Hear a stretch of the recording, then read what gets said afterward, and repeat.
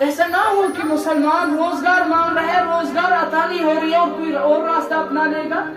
بلکہ یہ بات میں بتا دوں کہ مسلمان جب تو یہاں سے مانگتا ہے نا اللہ سے، جب یہاں سے تو اللہ سے کہتا اللہ روزگار کی ضرورت ہے بندے کو، اور وہاں سے تیرے پاس آنے والی مصیبت کو ہی ٹال دیتا ہے رب العالمین. تجھے لگتا ہے کہ دعا قبول نہیں ہو رہی ہے، تو یہاں سے کہتے اللہ اولاد کی ضرورت، وہاں سے تیرے کو اللہ بچائے ایکسیڈنٹ ہونے والا ہوتا ہے اور اللہ رب العالمین اس مصیبت کو ہی ٹال دیتا ہے.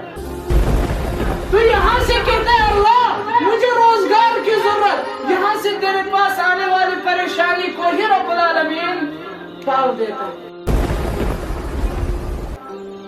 کیا آپ فرض کریں کہ آپ کے پاس نوکری ہے اور پھر آپ کو 50,000 تنخواہ ہے، آپ کو 60,000 تنخواہ ہے، اور یہاں سے اللہ بچائے ایسی بیماری مسلط کر دی رب العالمین نے کہ 70,000 لگ رہے ہیں. کیا فائدہ ہے ایسے روزگار کا؟ ایسے روزگار کا کوئی فائدہ ہے کہ اگر انسان کو 60,000 تنخواہ 70,000 بیماری کو لگ رہے ہیں؟ اللہ رب العالمین سب کو نجات دے بیماریوں سے، لیکن کوئی فائدہ نہیں ہے ایسے روزگار کا.